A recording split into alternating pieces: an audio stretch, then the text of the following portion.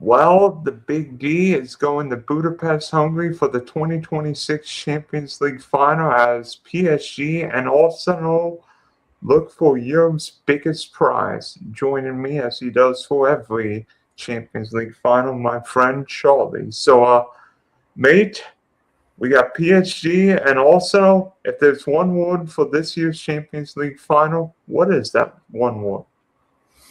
Hello, Dylan. Thanks for having me on. That one word would be intriguing, I think. Obviously, we all know what PSG can do. We saw it last season, 12 months ago, when they ripped Inter Milan apart 5-0 in the same final. So I'm intrigued to see what Mikel Arteta has learned from that final last year and how he can avoid the same thing happening again to his Arsenal team. Congratulations to Arsenal on winning the Premier League for the first time in 22 years. Funnily enough, you might have seen this, you might not have. In 2000, when Arsenal won the title, they finished second 3 years in a row prior to that, which is exactly what's happened this time. So fourth time lucky for Arsenal in both situations. For the final, it's going to be an intriguing one because the smart money, is on PSG. They are overwhelming favourites, obviously, because they're the reigning champions. They're the better team on paper. But that doesn't mean to say that they will stroll to victory here. I've always said, and I'll say it again, and I'll say it until I die, every game of football is different. It's unique. You cannot base it on what has happened before. It's 1 week Harry Kane, or let's not use Harry Kane as an example, but Dembele could have 3 shots, all 3 end up at the back of the net. Next game, he could have the same 3 shots in the same 3 positions, but the goalkeeper can make 3 saves and he has no goals. So every game is different. So I'm intrigued to see how Arsenal's set up against PSG. How do you see it? What's your one word for the final? My word is contrast, because I think these two sides have got contrasting styles. PSG's got that crazy press attack with Kvaratskhelia, with Dembele, and with Doué, with Barcola, the great midfield with Coutinho, with Fabian Ruiz, and I know I'm forgetting someone, right? Yeah, and then of course, I don't know if Hakimi's playing, but PSG only knows how to play one way, and you know how Arsenal play: defend and counter. I mean, PSG can score goals, but also didn't allow many goals this season.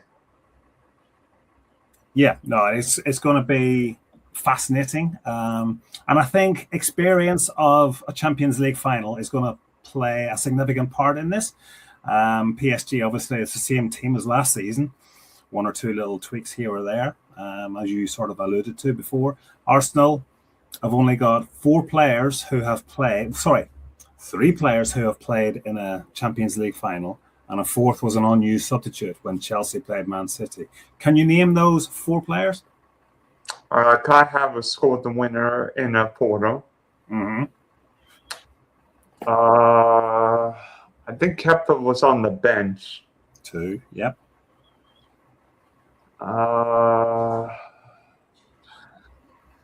That's a good question.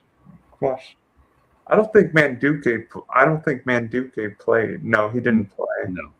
No. Thinking. Now you got me thinking. Because.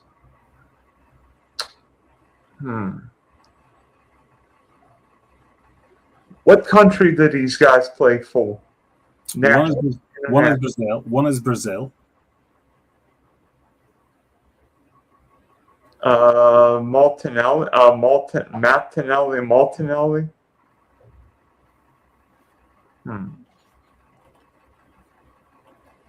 Because Declan Rice didn't play in the Europa Conference League? Yeah, but this is Champions League final. I know, it's different. West Ham might have wished he could He could still be a hammer, but that's a totally different. Okay, you got me. Gabriel Jesus. Gabriel Jesus off the bench. Yeah.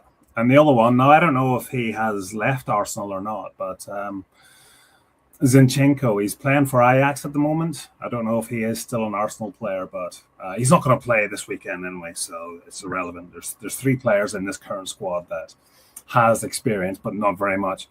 Kepa was an unused substitute.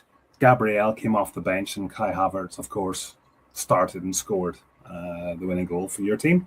So I think Gabriel Jesus came off the bench when Rudiger KO'd De Bruyne. That's right. Yes, early it was midway through the first half, I think. Yeah, second half. Second half, was it? Yeah. So there you go. I think experience will play a massive part in this because PSG, it's a massive experience, and I don't think Mikel Arteta has been involved in it. So it's new for him. For Luis Enrique, I've said to you openly before, I love Luis Enrique. I loved him as a player for Barcelona, not necessarily for Real Madrid, but I rate him as a player and I rate him as a manager as well. And it's interesting how many teams now, when they start a match, they kick the ball straight out of play, close to the opposition's corner flag, so they can set up the press. And every team in England is doing that or has done that since he did that a couple of years ago. He's abandoned it some stages this season. I think it might be back now, so we'll wait and see when they kick off for the first or second half, whether they kick the ball directly, deliberately as well, out of play. So the opposition has a throw in close to their own corner flag, and they've got to play their way out. And that's when PSG are probably at their best with the press, etc., forcing an unforced error and then capitalizing on that. Luis Enrique, of course, will be looking for his 3rd title as a manager in the Champions League. Can you name the other managers who have won 3 Champions League titles or more? Carlo Ancelotti. Yep, he's got 5. Pep Guardiola. Yep, 3.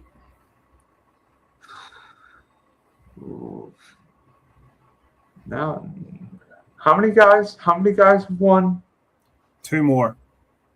No, he only won 2. No, he only won. Oh, I can think of everybody who's won 2, but not 3. Who was the Bayern Munich coach?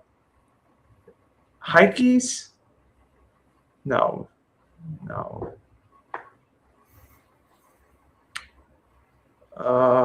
Did Fabio Capello win 3 with AC Milan? No, he didn't. Now you got me thinking. No, he only won. No, but he only won in 92. How far back do I have to go for these? For one of them, a long way back, way before you were born. Was this like one of the Bayern Munich coaches with like Gerd Müller in the 70s? Closer to my home. Oh, I see. Oh, dang it. Who's the Liverpool? It wouldn't be the Liverpool. Who was the Liverpool manager back in the day? In like 77 or 78. I can't think of his name. Oh, shoot.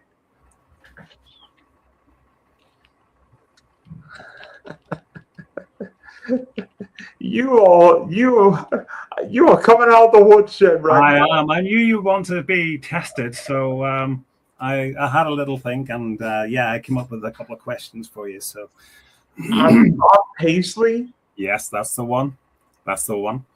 And no, I hope you didn't search for managers who have won the Champions League 3 times to get that answer, because then obviously the second person will. No, I only looked up that. It's more recent. It's more recent.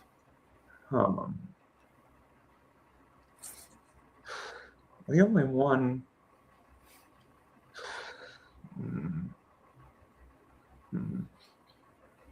No, but he didn't win the ring. Oh, yeah. Zinedine Zidane. That's the one. Yep, that's the one. So yeah, Luis Enrique can join those managers on 3 titles or more, and yeah, it should be a fascinating game. I'm looking forward to it. So yeah. When we look at PSG, I mean, they've got all sorts of players, but I think we know that Cavachvili is really good. I don't know how they got him from Napoli a year and a half ago, but that's a bargain. Probably the best player not going to the World Cup. I wish the U.S. could adopt him because he's from Georgia. I'm like, can he play the game in Atlanta? Yeah. Well, he's gone down in history, hasn't he? Last season, he won the treble with PSG, and he also won Serie A with Napoli as well because he played the first half of the season. So that's pretty good. You win 2 league titles in 2 different countries, and the French Cup and the Champions League. So yeah, he is a great player. And I think obviously it's a silly thing to say, but he is one of the key factors for PSG if they are going to win at the Ferencváros Arena. Which I had the privilege of visiting recently, Dylan, as you know. It's a great stadium, and I do have a problem with Budapest holding the final this year. Do you want to know why? Yeah, the airport's not all that great. No. The airport was great. Security straight through, no problems at all. If they had waited until next season to have it in Budapest, that would be the 100th anniversary of Puskás's birth. Would that not make sense? Instead of having it in the Metropolitana in Madrid next season? That would make sense. I mean, you look at... Come on. Yeah, that would have made sense, especially with what Puskás did with Real Madrid in the early stages of the European Cup, as it was known back in the day. He remains the leading goal scorer in Champions League / European Cup finals with 7. And that was in 2 games, Dylan. 2 games. 4 goals in one, 3 in another. He's joint leading goal scorer in Champions League / League Cup finals with Stefano Di Stefano. So I think, next year would have been perfect. Everything would have been... linked up nicely to mark his 100th anniversary of his birth. But when I was there, I knew who he was, but I learned a lot more when I was there. There's a museum at the ground, and it's my God, his scoring record for Real Madrid, unbelievable. You thought Cristiano Ronaldo was good? Yes, it is. But check out his stats, phenomenal. So. The funny thing is, the Real Madrid fans thought he was too old when Real Madrid got him. Who knew he still could score goals? Yes. There is obviously the old footage of him playing, and he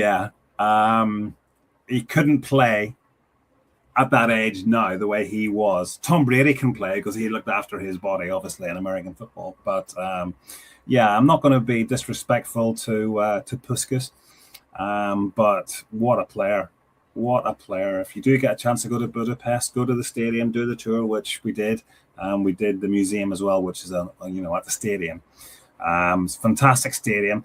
I have to say it's very similar to a lot of other stadiums around the world. Like it's very similar, I think, to the Ajax Arena, but it's well located. There's no problems getting there. So I just hope the 2 teams can perform, and there's no issues with ticketing or entering the stadium like there was a few years ago with Liverpool and fans, etc. So it should be good. Yeah, I have one problem with PSG. I mean, it can be so aggressive, maybe too aggressive sometimes. And you mentioned how most of the PSG team is the same. There's one big difference with this PSG team, and that's who's in goal. Maybe more so who's not in goal, because we both have seen Donnarumma win games by basically keeping the other team out keeping the other team from scoring. But Zafarov this year, better with his feet, but not been great with set pieces. And I don't know. I think Arsenal set a record from like most goals this year from corners, right? Yes. Yeah. Well, that's an area they will target. I will have to jump in there about Donnarumma. We have also seen him make a lot of very silly errors during matches. Game. So maybe that's why he is not still a PSG player. Luis Enrique saw that he's quite vulnerable at times, and that's maybe the way. And he's a big personality as well, and that's one thing that Luis Enrique did. As soon as he got in there, he got rid of Neymar, he got rid of Messi, he got rid of all the big ego players, and it's now a unit of. It's a team, not a team of individuals. It is a team who play for each other, and it's been documented throughout the season. Kvaratskhelia, he never tracked back in his career, but now under Luis Enrique, he is. In the last minute of the quarterfinal or the semi-final, I can't remember who it was against, in the 90th minute, he was tracking back to stop the opposition from, continuing a move. That was unheard of in his career, and it's something that Messi never did, Neymar never did, nobody else did in that PSG team. So Luis Enrique, again, one of his strengths is reinventing the game, much like Pep Guardiola has. Certainly the way that PSG play under Luis Enrique, you can see why a lot of teams are copying their style, like kicking the ball out deliberately from the kickoffs to press the opposition at the first opportunity. But you must be gutted that we're talking about Arsenal in the Champions League. What do Chelsea have to do to be a European power? Let me just throw this stat at you, Dylan, before you answer that. Chelsea finished 13 points above the relegation zone, and they were 13 points behind fourth place Aston Villa. So you're as close to relegation as you were qualifying automatically for the Champions League. What do they have to do to get back to where they were?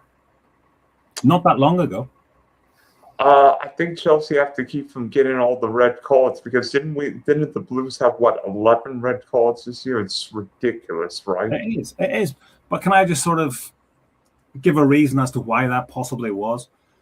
Because there was no discipline installed by Maresca or Liam Rossinier or whatever that interim manager. What's the new guy? What's the interim guy? McCollum or whatever his name. McCollum, yeah. I think Chelsea lacked a certain leadership and a certain, enough of this stuff. Chelsea's transfer strategy since the new ownerships come in has been wretched. I mean, Chelsea's spending money and throwing it down the toilet like you don't want to know. I mean, it is ridiculous how this team, and Chelsea's always spent money going back to Roman Abramovich, but Chelsea's not going after finished products. We go out and say, oh, this guy's got potential. This guy's got potential. It's like, if you're going to spend money, why not get Julian Alvarez, or why not get Jared Bowen, or why not get I know Kevin Feely. He looks okay. Instead, we get after guys like Liam Delap. And I mean, I love Cole Palmer, I love Casado, Enzo, but Chelsea's transfer strategy has been awful. And when you look at it, Chelsea's first 4 years under Roman Abramovich, the league finishes were second, first, second. The league finishes under this ownership group 12th, 6th, 4th, and 10th. Not good enough. No, it's not. It's not. Liam Delap, 30 million, 2 goals. Problem. That's all I have to say. Worst signing in the history of the Premier League for me. Worst signing ever. Honestly. He probably got sent off more times than he didn't. Like, he got sent off once, but I don't know what Chelsea saw in him to spend £30 million. And this isn't hindsight, sort of like using what's happened at the end of the season to hit him with a stick. He was never a Chelsea player. He's not. He was at Hull City. for a while, and then he went to wherever it was.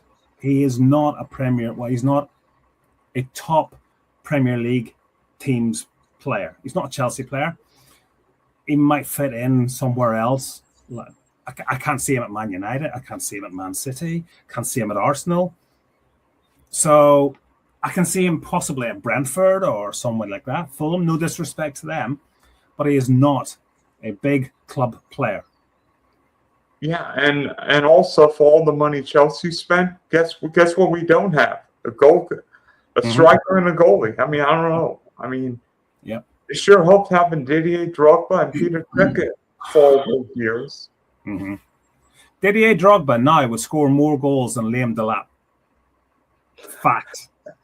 I don't know what age Didier Drogba is now, but he would still score more goals in the Premier League than Delap. Franco Zola would score more goals. Correct. Going back to the ownership of Chelsea, Todd Bowley thinks he can run a Premier League club like he does the Dodgers in the baseball. Buy a player, whatever money it costs, just buy him, bring him in. Doesn't work that way. Baseball is kind of, it's not a team sport as like football is. You've got your batter, you've got your pitcher, and you've got your fielders, etc. But there's no team unity on the pitch in football where the defense has to work with the midfield has to work with the forwards, etc. The forwards have to come back and help the defenders, etc., midfielders.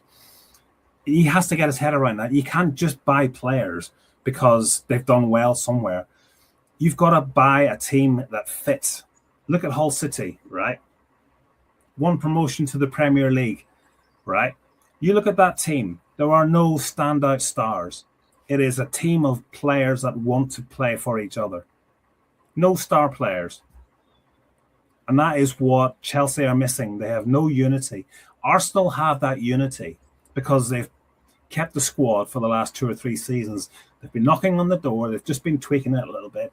And now they've finally got their rewards. Man City, the same squad year after year. A couple of players leave. You bring in Donnarumma, you bring in Sirke and Semenya in the transfer window in January and things like that to keep things fresh.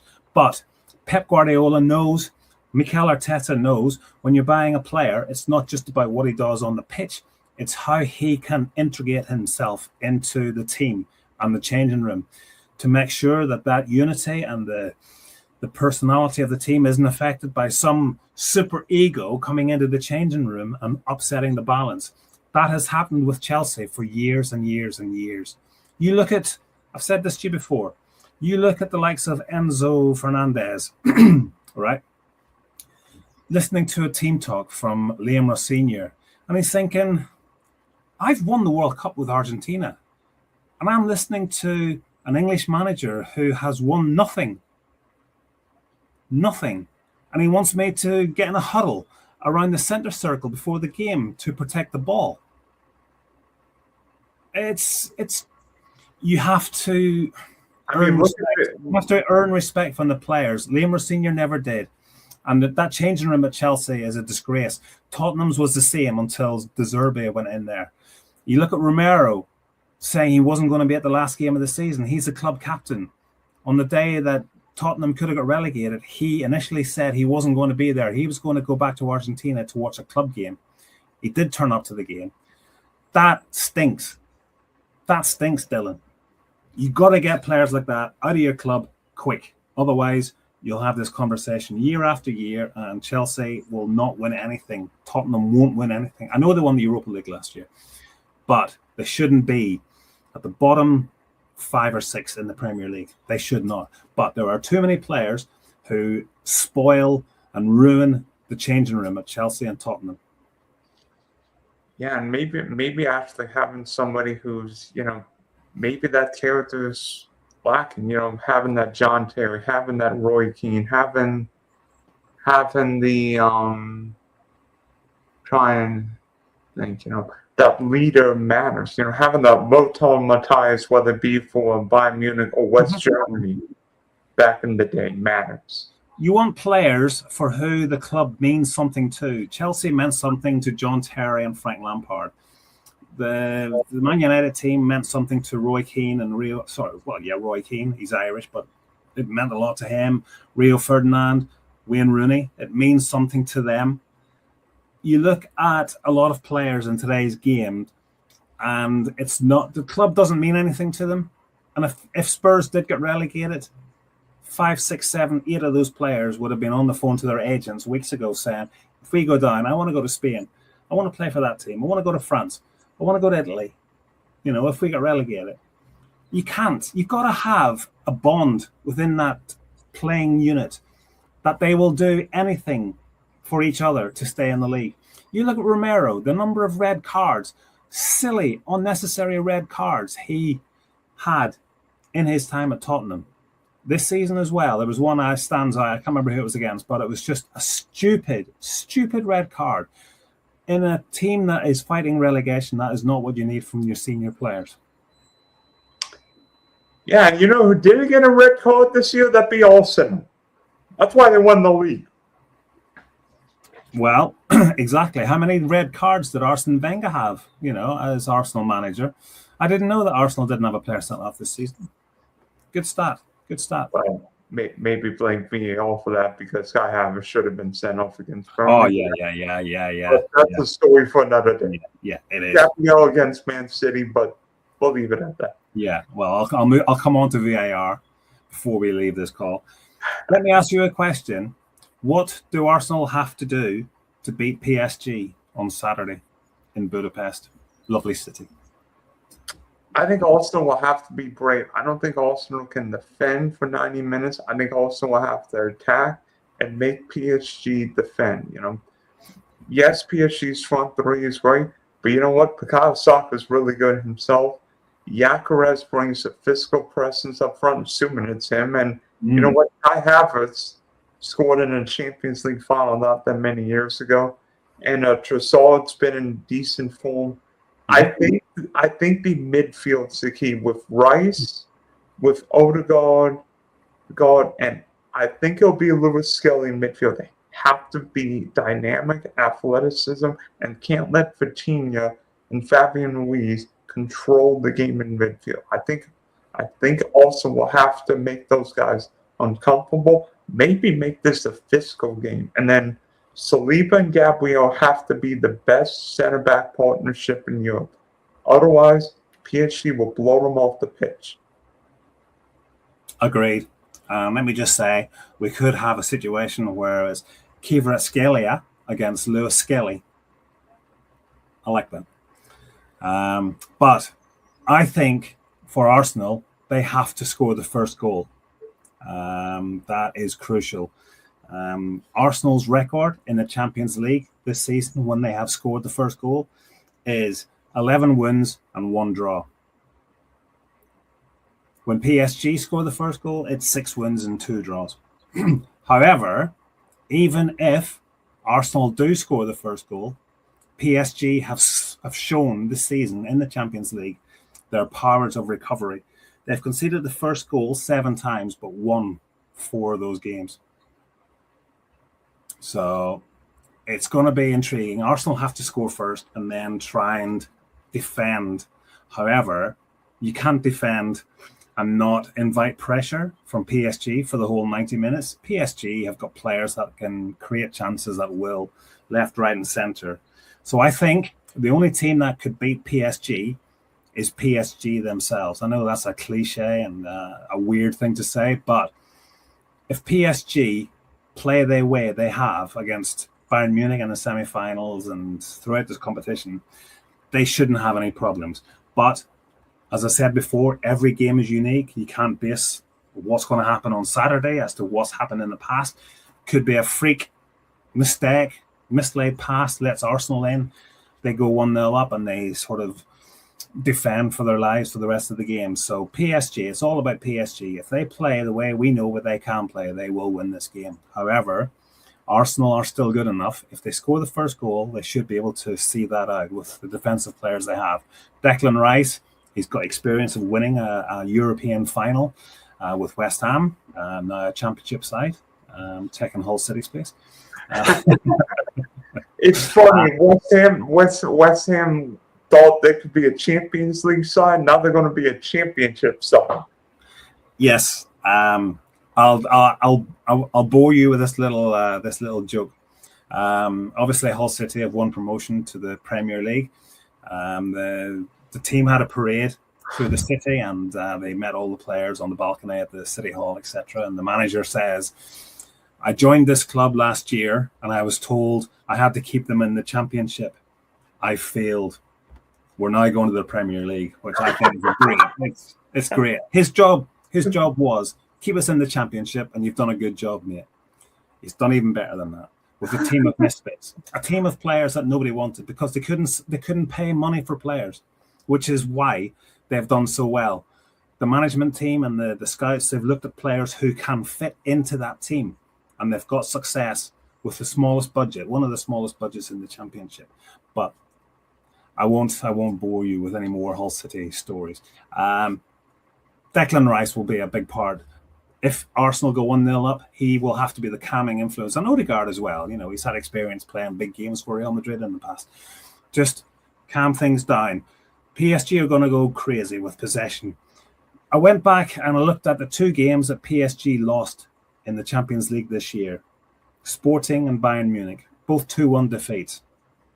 In the first one, PSG had more shots on target and more corners. It was 6-4 shots on target, 10-2 in corner count, and PSG had 74.6% of possession.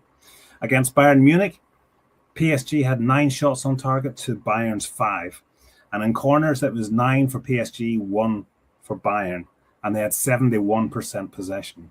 So it's not as if their 2 defeats in the Champions League this season they were outplayed. They weren't. Statistics show they dominated all the key areas statistically. Shots on target, corners, possession. But, you know, those chances that were shots on target, the goalkeeper at the other end could have had fantastic games pulling off saves left, right, and centre. And that's probably what David Ray is going to have to face this weekend. You know, he's going to be bombarded with chances. So you can look at all the statistics, but if I gave you those statistics, PSG had 74% against Sporting. They had 10 corners to 2, and they had 6 shots on target to Sporting's 4. Who won the game? You would probably say PSG. They didn't. Same with the Bayern Munich game. They had 4 more shots on target, 8 more corners, 71% possession, but they lost the game. So we shall see. We shall see. And back to the 2024 semifinal, PSG and Dortmund. Didn't PSG hit like 1 million posts in that tie? Your memory's better than mine. I can't remember that, but yeah, exactly. That's my point from what I said earlier on. You can have all these shots on target. One week they go in, the next week they just go an inch wide. No game is the same. And whatever happens, and I hate this word momentum. Somebody's got momentum going into this final. Nobody has momentum. The game starts from fresh. Obviously, one team will start better than the other. That's not momentum. It's just a team starting the game better. And then it'll go to the other team. They'll tire, and then the other team will have some possession. That's not momentum. It's just the way the game plays out.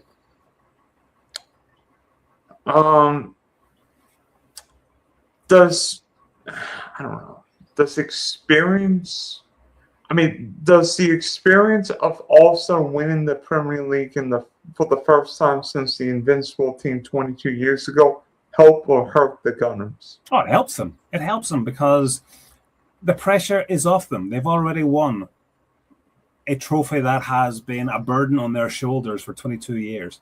So they've got some freedom. Can you imagine, Dylan, if Arsenal had have lost the Premier League? They would have been shot to pieces. Their morale would be so low because they were genuine contenders to win 4 trophies this year, and then it was 3, and then the next game it was 2, and then the next game, they won the chance of winning the double, but they lost. They were knocked out of 2 competitions in 2 games. So if they had have lost the Premier League, that would have been a massive signal that they cannot cope with the pressure. But now they've won the Premier League, that pressure is off them, and they can have a bit of more freedom. If Arsenal lose this Champions League final, it's no big deal because they've won the Premier League, which is at the start of the season, that would have been their goal. After finishing third 3 years in a row, can we go and win the Premier League? Yes, we can shut up all those critics who doubted us and called us chokers and quitters and stuff like that. We've won the Premier League. The Champions League is a bonus, in my opinion. They've got a great chance of winning it. It's going to be difficult. My money is on PSG to win, but they have a chance. And it would be the best season, and everybody's saying that if this season will be better than the Invincible season, which I agree with, obviously, because not only are you the kings of your own country, you're the kings of the continent. You are the kings of England and the kings of Europe.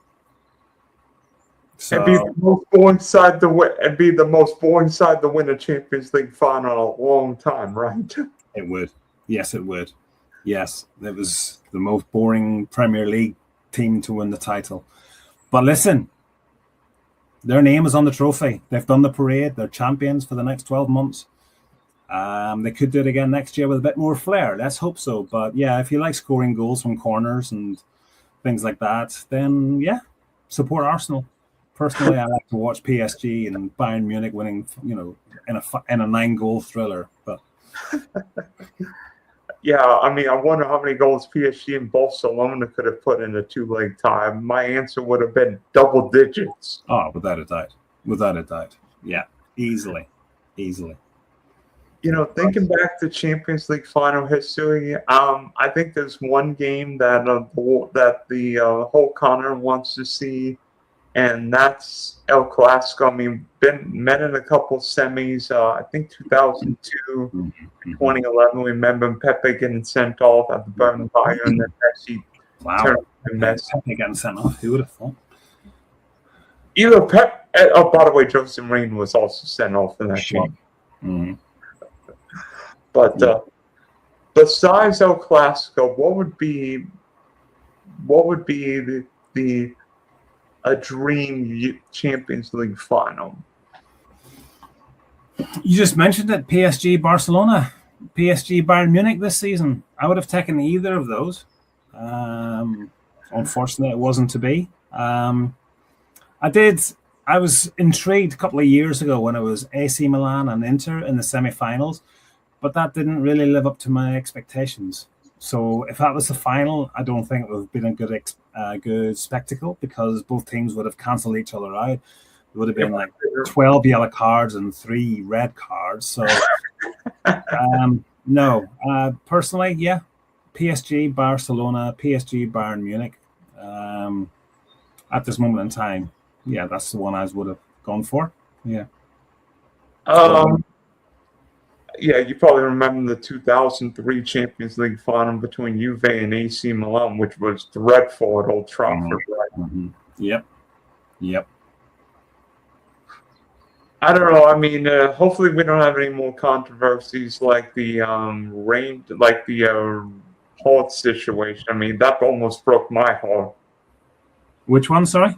The one in Scotland. Hopefully we don't have any more VAR controversies like what happened to in Scotland. No. You've led me onto the VAR discussion now, haven't you? Yep. I've said to you for weeks, personally, I think this will be the worst World Cup for officiating. I think VAR is going to ruin it. I mean, the Premier League has been ruined by it, and I've said this to you before. I think the Football Association is delighted that every week there is a VAR controversy because it gets people talking, and they can go to their sponsors and look at their tweets and go, our tweets hit 1 billion readers or impressions or whatever. So give us more sponsorship money because if you put your logo on it, it's reaching a much wider audience. If nobody's talking, it's the same with the NFL. If nobody is talking about the NFL, Roger Goodell and everybody will be very annoyed. And it's the same with the Premier League. If you're being talked about negatively or positively, it's mostly negatively because of VAR. VAR was supposed to make things a lot simpler and a lot easier. It hasn't. It's ruined the game. For me, right? This is a solution to VAR, offside in particular, right? Instead of drawing the lines for the arms and the body parts, Just look at the feet. Look at the feet. If somebody's foot is beyond the other and he's in an offside position, that's it. Don't look at the top body. Just look at the feet. Look at the feet. That's all you have to do. If somebody's leaning that way and he's offside, that's fine. Give him the benefit of the doubt. But the feet, just judge it on the feet, and that will cut out any of this, like, oh, it's his elbow, oh, it's his shoulder, oh, it's his bar, oh, it's a little bit of his backside. No, look at the feet. Right? It's the simplest part of the body. You just look at the feet. You can draw the lines. Which feet is in front, in an offside position and not.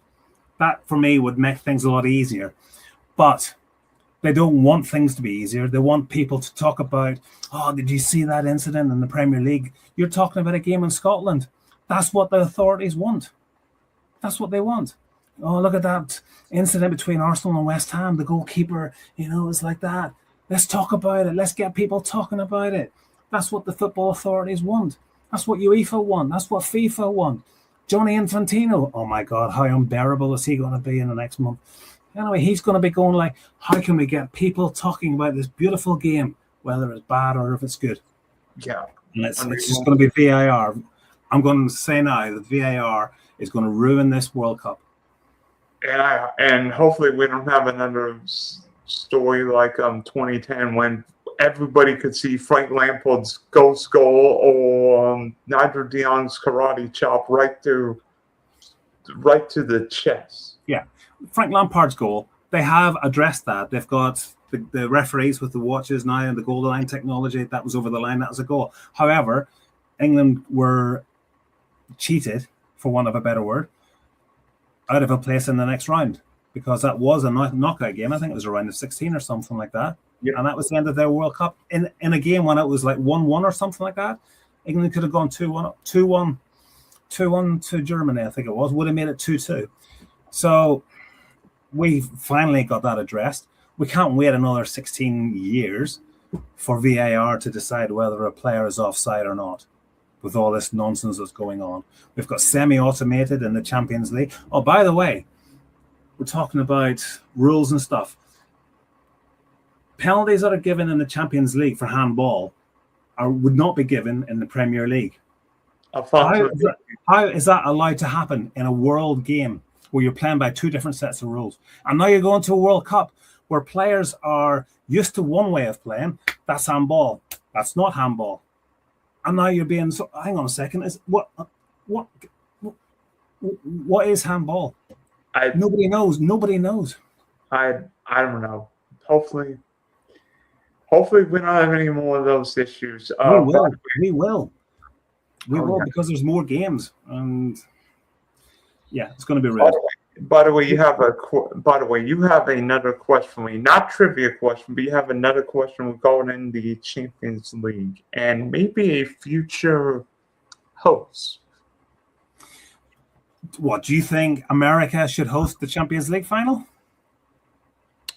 Absolutely, as long as we avoid security issues like what happened the 2024 Copa final between Argentina and Colombia. Yeah, but with what UEFA is basically demanding, there are only 4 or 5 venues: Wembley, Bernabeu, Atletico Madrid Stadium, Nou Camp in Barcelona, and the Allianz Arena that can host a European final, a Champions League final.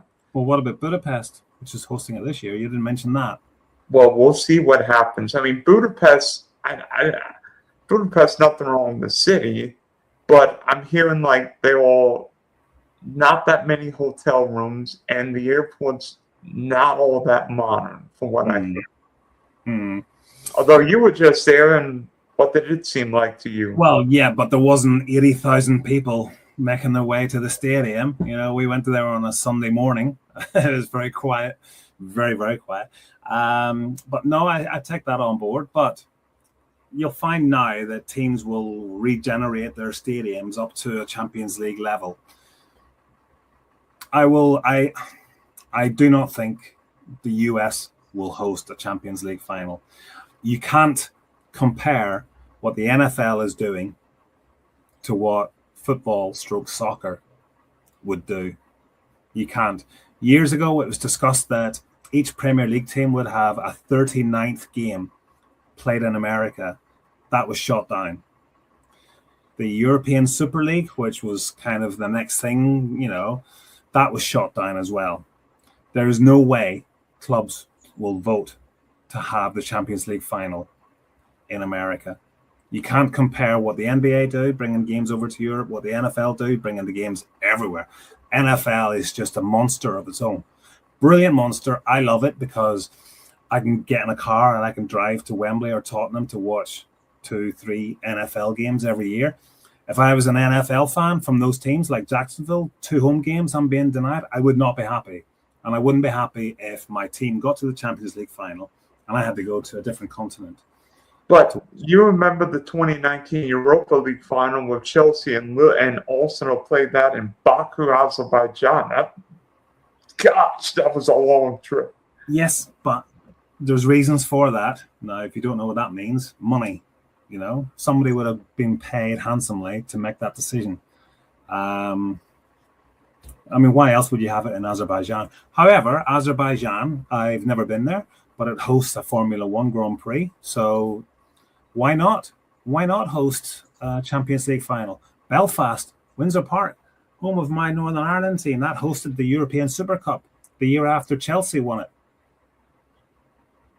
So I do get the fact that they are trying to reach different parts of Europe to have big games, but it has to stay in Europe, personally. Okay, now my favorite part, trivia time. So I'm gonna go. I've got a fun one for you.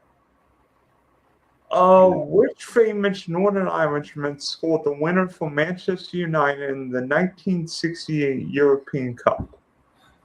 Are you serious? Yes. Are you? Yes. The one and only George Best. Come on, Dylan. Yeah, I knew you would know that. I'm giving you an easy one. Now the fun one. Since in the last 27 years, 6 Englishmen have scored a goal in a UEFA Champions League final. Name them.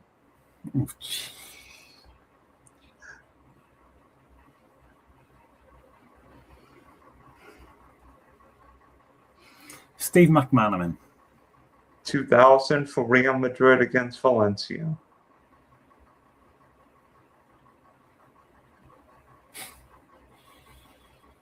Wayne Rooney. Yes, I think it was 2011 against Barcelona at Wembley. The last Englishman to score in a Champions League final. Steven Gerrard. 2005, Liverpool, AC Milan, and Istanbul.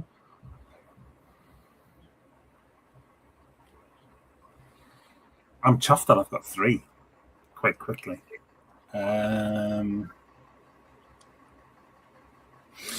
Were they playing for a non-English club? Steve McManaman was. Oh yeah. No, the three that I've still together. Yes, the other 3 were playing for an English club. All English clubs, right? Okay. Oh wow. I'll give you a hint. One of them happened on this day, and it was a pretty important. Oh God, yeah, Teddy Sheringham. 99. Okay. Oh yeah, did you say was that before? Was that part of the? No, from 99 onward. Oh right, okay. Oh whoa! What happened? Oh no! I'm gonna have to do a little camera touch up. Oh gosh! Oh no! Oh no!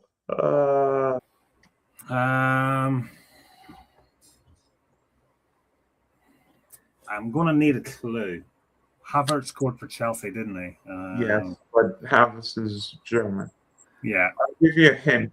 Both of them scored for London clubs. London clubs.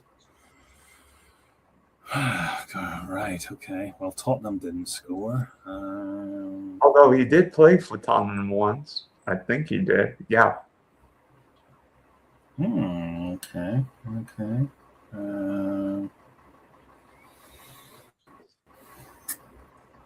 Chelsea, when they played Man United,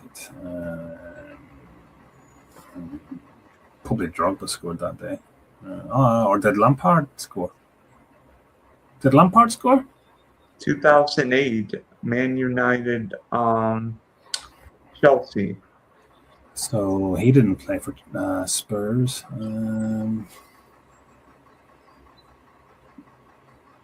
You are gonna be kicking yourself. Right. Okay. He did play for Spurs. Sol Campbell then, with it. Yeah, in the game that Jens Lehmann was sent off, 2006, Barcelona Arsenal. Oh, was that early on? Lehmann got sent off, wasn't it? Yep, in like the first 15, 20 minutes. Yeah, that was a shame. That's a shame.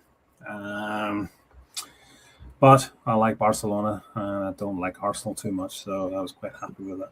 I don't think we necessarily like. And you know what? For that matter, I'm happy West Ham got relegated. So. Yeah. Yes, it's going to be interesting to see if they get out first time. I don't think they'll find it that easy. No. I don't think they will. Do you have any other trivia questions for me? Who scored the first ever goal in a Champions League / European Cup final? So you're talking European Cup final. Who scored the first ever goal? Talking about Puskás and all that. It wasn't Puskás, by the way. But it sort of it made me go back to the first ever game, and I thought, it's a good bit of trivia. I don't know about my Real Madrid history from 1956 or 1957. Mm-hmm. Do you know who they played in the first European Cup final? Benfica? No. Another French club. By the way. Oh, what's Rennes? Yeah. Mm-hmm. Reims. Yeah, Reims. This is the first ever final between an English and a French team in the Champions League / European Cup. That's hard to believe. But I guess PSG, they've never really got to the final very often. I think this is the third time. Yeah, Marseille made the final in 90. Monaco as well, yeah. Well, remember, England sides couldn't compete in the Champions League, in the European Cup after what happened in '85 for a number of years. That is true. Yep. So, And then I think that Marseille team had some weird was investigated for maybe throwing games or helping to change the league on results, but not ending with the Champions League that year. Yeah, I think they were stripped of their title afterwards. But yeah, Chris Waddle played in that game. Wow. Huh.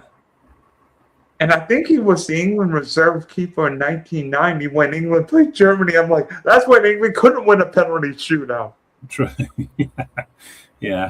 He should have concentrated on taking penalties rather than saving them. Actually, Water was England could have made a substitution, and Water could have been brought on to replace Peter Shilton because Water's a bigger guy. Mm-hmm. You remember the Netherlands substitution when the Dutch brought on Tim Krul, and then Krul made a couple of great saves in the shootout. Mentioning Marseille reminds me of Jean-Pierre Papin. He was a great player. Oof. Yeah, I'm thinking, Thierry Henry's going to be in Budapest for that game, and they're like, you know what? Maybe somebody will take that chance that I missed 20 years ago. Yeah. I mean, it's funny. Both the losing side has failed to score in the last 7 Champions League sides. Does that change this year? Yes. Yes. I'll take that one step further. In the last 11 finals, the team that scores first has actually won. So that's why the first goal is so important. Particularly for Arsenal. Well, yeah. But, as I pointed out with some statistics there, PSG has won 4 games in this year's Champions League after conceding the first goal. So they won't be too daunted if they go 1-0 down. They will still feel confident that they can go on and win the game, which is why I'm thinking both teams will score in Budapest this weekend. I think Arsenal's got enough time. I mean, PSG will go in as deserved favorites, but also with Saka. I mean, if Saka's in form, look out, because I think he could give PSG problems. I think for Saul, I wonder what Gyökeres could do again, or Havertz could do against PSG's back line, because Marquinhos. I think it's going to be Havertz starting. That's certainly how Mikel Arteta ended the season, bringing Gyökeres off the bench. So I can see Havertz, as you said, with his Champions League final experience, scoring the goal, etc. He should start, I think. Yeah, but Gyökeres brings physical pressing, was really good against Real Madrid, and offers something different. Yeah, I get that. But this is going to be a key thing as well. A lot is made over here about the team, the 11 players that finish matches. Usually it's like, you start your strongest 11. No, you don't. No, you don't, because this game could go to extra time. You would want to bring Gyökeres off the bench with about 25 minutes to go when the PSG defenders are tired and he's fit and fresh, running them ragged, which could create spaces for Rice to go into, Odegaard to go into, Saka to come in from the right-hand side, Trossard in from the left. Gyökeres can do that when the defense is tired. And I've seen that in a lot of games, not just football, but rugby as well. You bring somebody who's a live wire on with the last 20 minutes or so, and the defense, the big props, etc. Same in American football. If you've got like linemen who are absolutely knackered, just run the ball at them, make them do more tackles, tire them out. So they have to be replaced, and somebody who's not as good as them comes in. And that's part of the game. You look at matchups as how you can gain an advantage on the opposition. So, and I'm thinking back to the 21 Champions League final. I remember halfway through the second half, Chelsea brought on Christian Pulisic when we were up 1-0 against Man City, and Pulisic was probably the last guy Man City wanted to face, because Pulisic was creative, intelligent, and could run. It's exactly my point. Exactly my point. And then, of course, PSG's reserve, bench unit looks like an all-star team. They could bring Bradley Barcola off the bench and not starting. They could bring on Gonzalo Ramos. They could bring on Desiree Doué. Lucas Hernandez. PSG's got too much depth. Yeah. Yeah, no, it should be good. Looking forward to it. Yeah, and an earlier start time, 6 o'clock. Well, noon here, 5 o'clock in your area of the world. Yeah.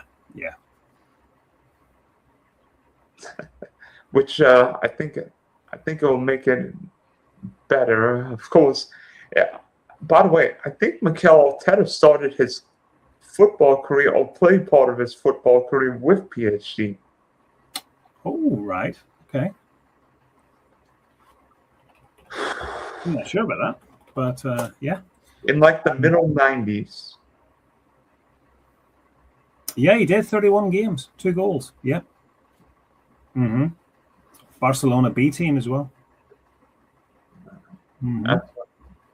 Barcelona B team. So, trying to think, who would have been managing Barcelona back in the late 90s? Wow. I don't think Kroos was there anymore, right? You might have played.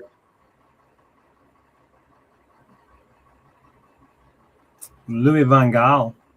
Oh boy! And didn't Louis van Gaal have that all-time player who he never played? It wasn't Messi. It was before Messi. I'm not sure. Not that it matters now. Mm. All right, mate. You know what? I can't wait for this final, and hopefully, we have no VAR issues. And if somebody wins the game 6-0, at least it's decided on the pitch, like Germany, Brazil 2014 World Cup. Yeah, it will be Arsenal winning 6-0. That's unless PSG had 3 men sent off. Yeah. Just finally, I'm looking forward to the Premier League next season when this team plays your team, and I fancy Hull City to beat you at the minute. Well, yeah, because Enzo Fernandez probably going to be in Manchester, or Paris, or Madrid when we play. Yep. So we shall see.